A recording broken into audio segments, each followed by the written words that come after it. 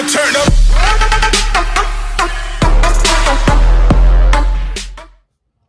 What up is Marcus with Dynasty Football Dads. I don't know what happened to the first video. It said it was 17 minutes long. I think I recorded it in slow-mo, and I don't know how to fix that, so I'm just going to redo the video. But it's about James Conner. It's an emergency James Conner video. And 2 days ago, I talked about RBs to sell low. Teams were, of course, Atlanta, Pittsburgh, Arizona, Miami, and Buffalo. Those were the teams that needed to sell. You need to sell those running backs on those teams now because it is important, because draft and free agency still happening. And as we see, Arizona, who I know they didn't have a third-round pick, and I was expecting them to be one of the top teams to sign a top two-round pick, but they didn't. They signed James Conner, which makes this backfield a huge mess, of course. And so James Conner, we don't know how long he signed for, but at least 1 year he's going to be there competing with Chase Edmonds for the starting job, or splitting time, RBBBC. Running back by committee, whatever that stands. Yep. So basically, they're going to be sharing time with Kyler Murray too. And so, what is my overall take on this? I mean, really, it devalues both Chase Edmonds and James Conner, because James Conner could have hit somewhere like Atlanta, like Mike Davis, and hopefully had a better chance. But now that he's with Chase Edmonds, we know his passing role, James Conner's passing role, is going to be very irrelevant. It's going to be non-existent, I should say. And Chase Edmonds' running abilities are going to be not gone, but very minimalized. So his ceiling, of course, way down. I was telling people, sell Chase Edmonds for a second. It's going to be huge. And now you're probably not going to be able to do that, because you have a big, huge pie of running, maybe like, let's say 1,800 yards or 2,000 yards. Kyler Murray is going to have like 900 of those.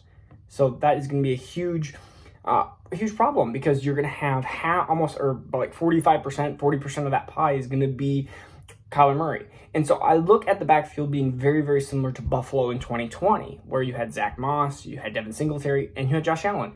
Three running options, not any of them being elite besides Josh Allen's throwing abilities.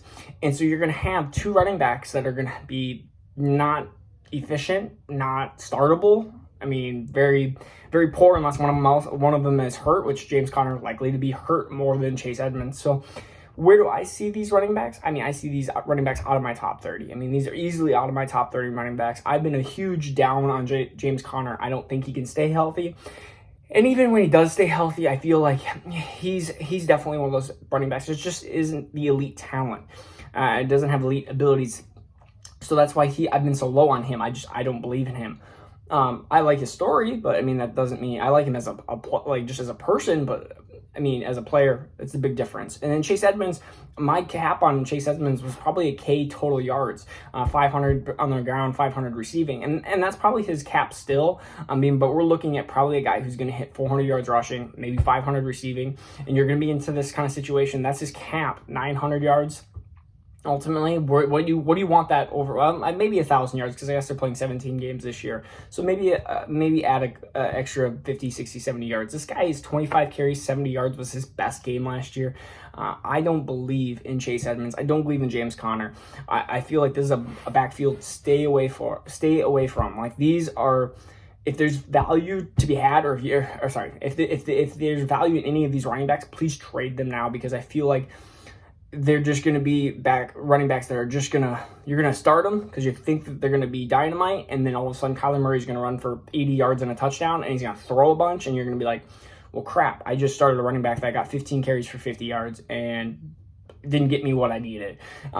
Kenyon Drake, decent fantasy performer, but ultimately he had the whole backfield to himself, and he still was very disappointing for most of the year, and he's a better running back than both Edmonds and both Conner.